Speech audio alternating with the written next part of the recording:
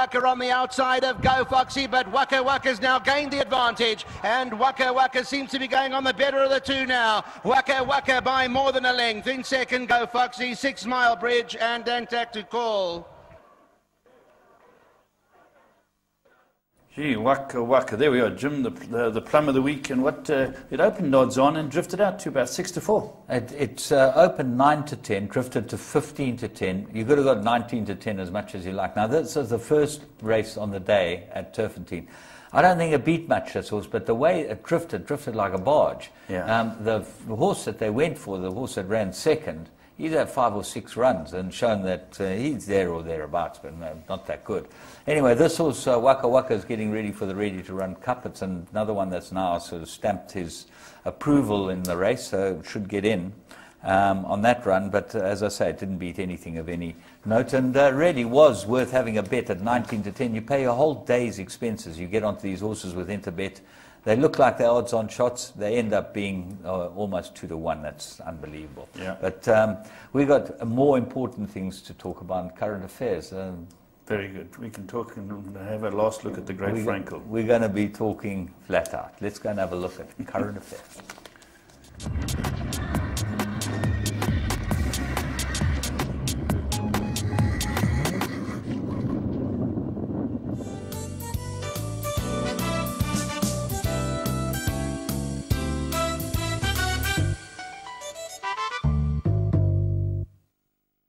And welcome to this week's edition of Current Affairs. And one group race over the week, the Diana Stakes, which was down in Cape Town. Interesting race. And then, of course, we had the farewell run of Frankel, and we saw Celebration winning as well. And also, we're going to talk about a massive race in the Caulfield Cup. Yeah, let's go and pick up the Diana Stakes first, because this is the start of the Cape summer season. And it's always a good race. Justin Snaith seemed to have a stranglehold on this, and Vaughan Marshall was bringing back Valdivia. But the biggest result you could have got, Super Elegant. Pete Steyn, well, he's always been there or thereabouts. His daughter of Daylami won a very good race. She's always threatened to be a very good filly. She'd won a Group 3 before. She'd run 4th in a Group 1. She's very good, and she put it all together again. Her form going into the race wasn't that good, but this daughter of Daylami has the ability. Let's have a look at the race. A length and a half further back to Thunder Dance, who's well back this afternoon. Northern Heritage Races further back with Victory Express, the trailer, and they're a dozen lengths off this leader. They start to take the angle into the home stretch. They have just over 600 metres left to go. Valdivia, the leader. Madam Rooney was used around the turn, has gone up to join her on the outside. They're being followed further back by Ocean Swift in the green sleeves, just off that leading group. Bloberg Beach is poised to have a crack at them too. Comtesse de Bois is back at the fence, 2 off them. Control Freak has switched out. She's also trying to come on now. It's plenty with chances. They race down to the final 300. Racing down towards the inside too, we've got Valdivia, who's still in front and hanging tough, but now Ocean Swift has come forward to pick it up on the outside. Super Elegant is running a big race in the centre of the course, and Super Elegant is coming home well. Ocean Swift towards the inside, Countess de Bois, Super Elegant, these two left to fight it out. Countess de Bois, Super Elegant lunges, Super Elegant a short head. Countess de Bois was back in second, very tight though. We'll wait for the judge to confirm. Yeah, superb win. You know, well done to Pete Steyn and Freed Anthony. Daylami, the Cohens bred it, and a super horse. You know, Comtesse du Bois, I thought had got it, and this horse came back. Valdivia, James. Valdivia has shown one of the quickest horses I'd seen in Cape Town when Vaughan Marshall stepped it out about a year ago.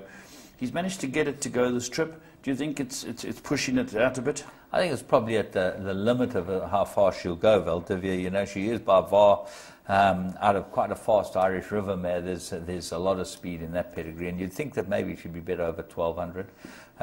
Something like the Scepter Stakes, something like Southern Cross, the Scepter, some of those races of mine. Maybe they're going to go for the Guineas, James. Maybe they're getting her to think about it. Maybe looking to try and get that forward. You won't win the Guineas going to the front, I wouldn't have thought, with a filly like this. You'd have to get her to settle out. They got her to cover at Maritzburg that one day, and then she was a bit unfortunate, you know, I think behind the stablemate. She's a very good filly, but as you say, it's the start of what's going to be a wonderful season down in Cape Town, the Diana Stakes, and well done. I think Mrs. Thompson had a share in this horse, you know. Yeah. But Daylami out of a Model Man mare, well done to Cohens, they bred it, and very close to the other two, Comtesse du Bois, Valdivia, ran good races. Now, let's go internationally, James. They're superb, and Which one are we going to do first, Acceleration or Frankel? No, I think Acceleration comes first. We'll Let's keep have a look. Frankel for last. Let's do Australia first because we let's talk about that. Now, Talk about what's that. very, very interesting is the Caulfield Cup. That was run this week, James. It's a mile and a half race, and it's in Victoria. It's a race to find out which horses are going the right way for the big race. And the big race, obviously, is the Cup, the Melbourne Cup. People want to win that race. And a lot of horses prep in this race. And last year's Cup winner is a horse called Dunedin, James. When you watched the race, and just tell you he's by Nicobar out of Calvert do Reese. Okay, give us. I want give me the how the dam's sire is named. She's Calduverdis or something. I really don't know it. I've never heard of it. I'm sure it's at Calamoon line, but I'm sure it's the Aga Khan's line. But I really didn't know anything about this. I can tell you, I couldn't. Yeah, I didn't know that. But obviously, I'd seen the pedigree when this horse won the Cup last year. He's a very, very good horse. At 34 starts, he's won 10 of them. But what was impressive about it is we've seen in the 3 to follow where horses come from so far off the pace. This horse came from miles off, James.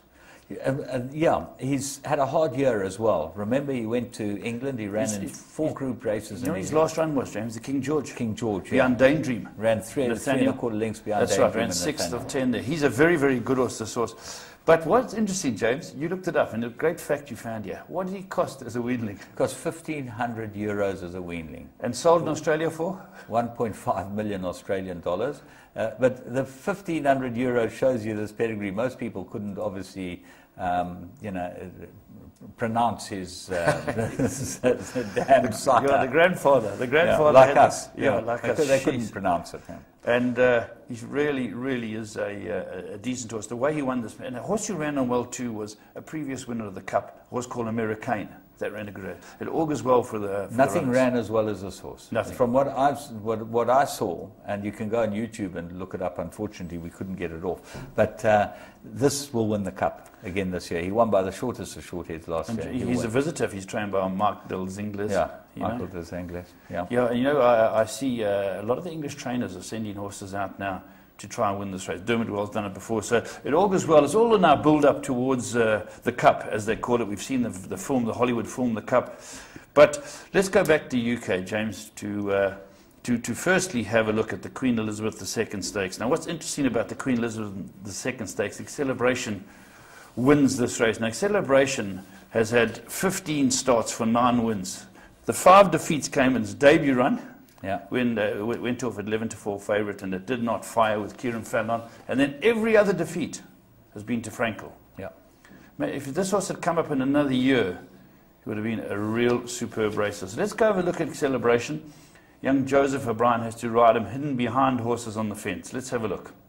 From in second place, Side Glance. Cityscape in third, up on the outside. Acceleration just looking to ensure there's a gap there at a crucial stage. Carlton House also moving off the rails, most improved towards the centre. Indomito and Sovereign Debt over 3 furlongs still to travel. Elusive Cape being wound up gradually. Acceleration just trying to poke his nose into that gap which Side Glance is trying to shut. Then Cityscape towards the outside and Carlton House. 2 furlongs to travel. Elusive Cape, Acceleration sitting and suffering against the rails. Joseph O'Brien as Cityscape now tries to move through. Cityscape, Acceleration pulls to the outside, saunters alongside with over a furlong to go. Cityscape back to the boards. Acceleration is asked. The response is instantaneous. An Acceleration on a great day for Ireland is absolutely going to rout them in the QE2 and have his day on British Champions Day in the sun. Cityscape was second. Elusive Cape was third. Carlton House, Side Glance, Sovereign Debt in. What's interesting, James, the runner-up Cityscape, who's by Selkirk, they've been talking about possibly looking at buying them as a stallion for this country. Yes, I've heard that he's on the cards as a stallion for KwaZulu-Natal, I think. Yeah, I looked at him. I know the horse. He's a very good horse, and the last 2 defeats have been behind Acceleration. But what a racehorse Acceleration is by Exceed and Excel. Very good sire from down under. Yes, amazing commentary that, and when you watch it unfold, you can see exactly what he says. He's sitting and suffering behind them. But great day for Ireland until they came up against Frankel. Absolutely. The Irish had won all the earlier races. They had looked strong. They were having a great day. Ascot was a wash with Irishmen. Yeah. And so they really had a good day. But then everybody was on course, had come to see Frankel. What people were worried about was the ground. It had to be Cirque d'Aigle, and that horse had Cirrus d'Aigle, another horse I battled to pronounce. The commentator pronounces different to the presenter. I was listening to them both, who loves the dead ground and is, as the commentator called him, a worthy adversary. Yeah. James, I just wanted, before they watch this race, they used Bullet Train, the three-part brother, as the pacemaker. Now, Ian Mongan goes, stops, he looks over his shoulder 15 times during the race. The only time I think he smiles when he looks across and sees Frankel go to challenge. But I couldn't work out what their tactics were. Well, the tactics were obviously to get the horse in behind Bullet Train and just let him lob behind him. That's what they wanted. Use him. Yeah, you use Bullet Train as the pacemaker, as they have done before. But he fell out the pens, and now suddenly Mongo finds himself there, and he doesn't want to go without pulling Frankel along with him, you see. So he's now in two minds as to what to do, and he's trying to, and it's quite interesting to see his tactics, how he tries to move out to give Frankel a chance to get in on the back of him, and then eventually he thinks, obviously Quealy says, go and make it, you know, shouts at him, and he goes up the inside and makes it. But it is a fascinating race, because as far as I'm concerned, and this is my personal opinion, Frankel is twice the horse on good ground as he is on heavy ground. And this ground, they can say it wasn't heavy. You could see he battled to get to the horse that really loved the ground. But he did get there, and he got there convincingly, and just to win 14 in a row, I'm privileged to be sitting in a chair here talking about him to viewers out there. Just as you make that comment, James, and I agree it's wonderful, I had the pleasure of watching this horse win, is that I watched Sky Sunday morning. I wanted to watch the report about it, and they spoke about him, they spoke about the tactics. They never mentioned the trainer, the guy who's very ill. You saw him at the course, James. He's definitely got liver complaints. He's ashen, but he's knighted for his service to the industry. Not a mention. That to me is tragic. You know, it's a great horse, but a great trainer. Well, if that's the case, then it just shows how much the sort of reporters know about horse racing, and that's a big problem that we have worldwide. We know we have it here. People that are not in the industry don't know that much about anything. You know. Is that your alarm on your phone going off? It's every Monday, I suppose. I think that they're sent to come and bang on the wall here. And we've got our floor manager sitting outside talking to her boyfriend. So I don't know. They've said to run. I see they've said to run. The banging stopped. So that banging is not your. Oops, it's back. No, it's back again. It's back. But let's go and have a look at this, because every bit of time you can dedicate to an animal like this is worth it. And let's go have a look at Frankel.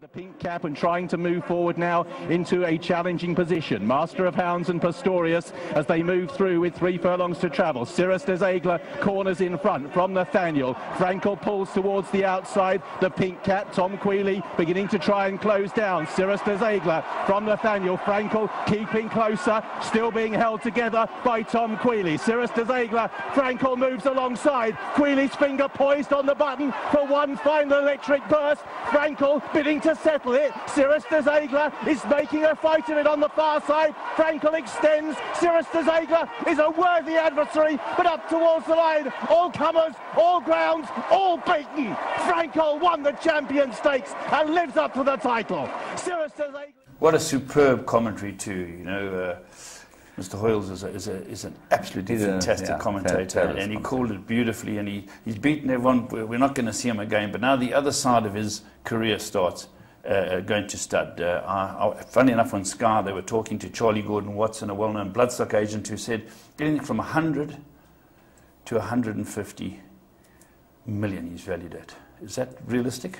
I would think so, because they're talking about what, £130,000 as a service fee, and you normally treble that over 100 a year. That would be his value. He's just, it was just fabulous to see him. But, you know, there are horses like this back in the history of time who have done it and gone to stud and made it. Rebo was a perfect example. Not that many, James. But there are horses like this. And when you look back in the bloodlines, as you look back 3 or 4 or 5 generations, you find these horses crop up time and again. This horse, Frankel, he's just such a superb horse. He's a superb specimen. He's got a temperament on him. He got a bit fizzy, as they say, in the first couple of starts. But as a racehorse, You know, he just could have beaten anything at any distance. I would believe. You know, on his ground, I think they could have raced him from 4 furlongs to 1.5 miles or 1.75 miles, even 2 miles maybe, and he would have beaten them. But he just lobs along, and when he turns it on, there's nothing can go with him. Absolutely fantastic. And